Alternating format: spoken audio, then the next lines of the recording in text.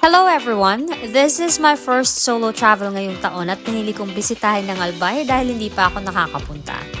Sumakay ako ng bus papuntang Daraga Legazpi, nag-check-in ako sa Daraga Tourist Inn. Gumawa na din ako ng full review nito if you wanna check it out. Dumating ako ng mga 5 p.m. kaya hindi na rin ako nakalibot agad. Pagod na rin ako mula sa biyahe. Kinabukasan, sinalubong ako ng napakagandang tanawin ng Bulkang Mayon. Sobrang nakaka-relax. Wala akong ganong research na ginawa pero sabi ng mga tao doon, makakakuha ako ng tour guide sa Kagsawa Ruins. May lumapit na guide at pinakita sa akin ng mga presyo ng ATV activities. Offer niya yung Kagsawa Trail sa halagang 1,200 pesos. Sobrang saya at siguradong dapat yung maranasan lalo na kung clear ang sky para sa magandang view ng bulkan.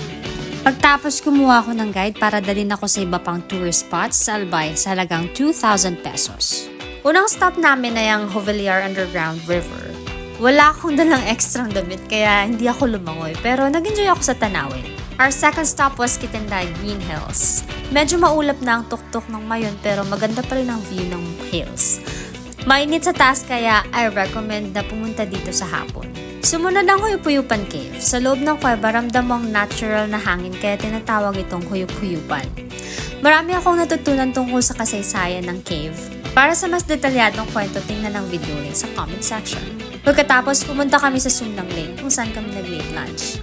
Magandang lugar at tanaw din ng Bulkang Mayon. Pagbalik sa Kagsawa Ruins, marami ng tao kaya hindi na ako nakakuha ng solo picture. Mas magandang pumunta dito ng maaga bago mag-ATV para sa Instagrammable shots. And last namin ay ang Black Lava Zipline Adventure. Pwede kang pumunta dito kasabay ng ATV adventure or kung gusto mong makatipid, pwede naman siyang puntahan via private vehicle. Magandang daan kaya nag-take time na din ako kumuha ng mga litrato.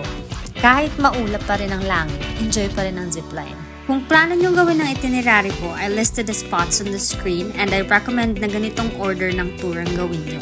Mas mabuti ring magtanong sa staff sa loob ng Kagsawa Ruins para sa tamang presyo ng ATV at tour. I learned na dapat 500 pesos lang ang Kagsawa Trail at 1,500 hanggang 2,000 pesos lang ang tour. Sana natulungan ko kayo sa pagpaplano ng inyong paglalakbay sa Albay. May mga video links ako na iniwan sa comment section para sa mas detalyadong info tungkol sa mga spots na ito para makatulong sa inyong itinerary. Enjoy your trip!